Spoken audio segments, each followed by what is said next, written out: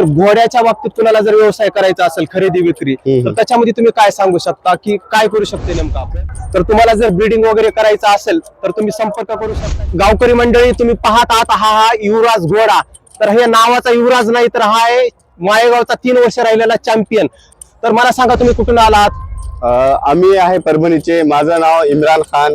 तर सगळ्यात महत्वाचा क्वेश्चन जी की ऑडियन्सला जाणण्यामध्ये इंटरेस्ट असतो की ह्या घोड्याची सध्या किंमत किती आहे? कसे हौसेला मूल नसतो तसा आहे घोडा आमच्यासाठी अनमोल आहे. तरी मागच्या वर्षी याला 25 लाखाची डिमांड झाली होती, आम्ही दिला नाही. 25 लाखाची डिमांड झाली. हो. ज्यावेळेस तुम्ही हा घोडा घेतला होता त्यावेळेस याची किंमत किती होती? आम्ही लहान घेतला होता. लहान पिल्लू 6 महिन्याचा असताना. 7 महिन्याचा 8 महिन्याचा होता तेव्हा. त्यावेळेस किंमत किती होती? तेव्हा ते आम्ही 5 लाखाला आणला होता. 5 लाखाला. तर घोड्याच्या बाबतीत कुणाला जर व्यवसाय करायचा असेल खरेदी विक्री तर त्याच्यामध्ये तुम्ही काय सांगू शकता की काय करू शकते नेमकं आपण? कसं आहे, करणारे घोड्याचा व्यवसाय पण चांगला आहे करणाऱ्यांसाठी. आपण आपल्या हौसेसाठी आहे, हे एक व्यवसाय नाही, आपला छंद म्हणून आपण जोपासलेला आहे. बरोबर.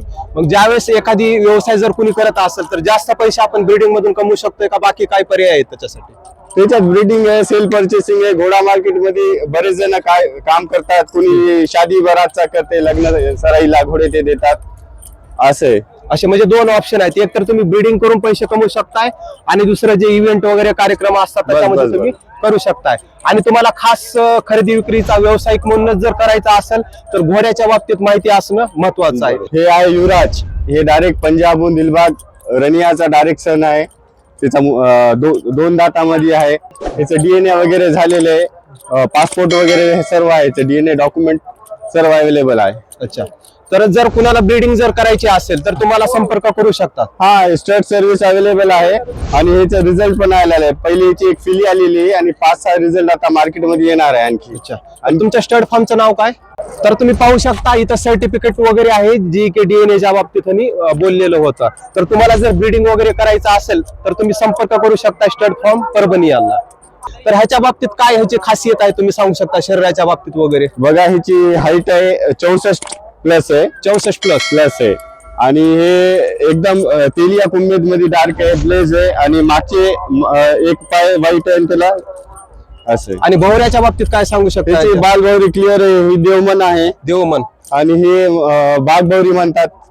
तर या देवमानावर हे कळताना किती घोडा किती ऍक्टिव्ह आहे? नाही, हे कसं आहे, आपल्या महाराष्ट्रामध्ये जे धार्मिक वृत्तीचे लोक आहेत जे कोणी बरोबर ते इकडे मानतात. दुसऱ्या राज्यामध्ये जसं पंजाब, गुजरात तिकडे बालभौरीला एवढं मानत नाही. आपल्या महाराष्ट्रामध्ये शुभाशुभ अशा गोष्टी मानतात. अच्छा. आणि जे कपाळावर असतं त्याच्यावरून काय आपण म्हणजे अंदाजा लावू शकतो? म्हणजे जे कपाळाची भौरी याला बागभौरी म्हणतात. ही कपाळाच्या वर असली तर चांगली नशीबवान असते त्या मालकासाठी.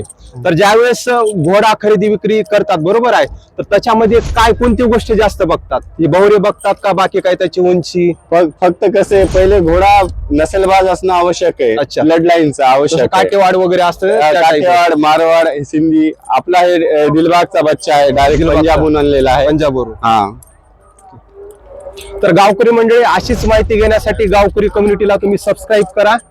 आणि तुम्हाला जर ब्रीडिंग करायची वगैरे असेल तर स्टड फार्म परभणी याला तुम्ही कॉन्टॅक्ट करा. डिस्क्रिप्शन मध्ये नंबर दिलेला आहे.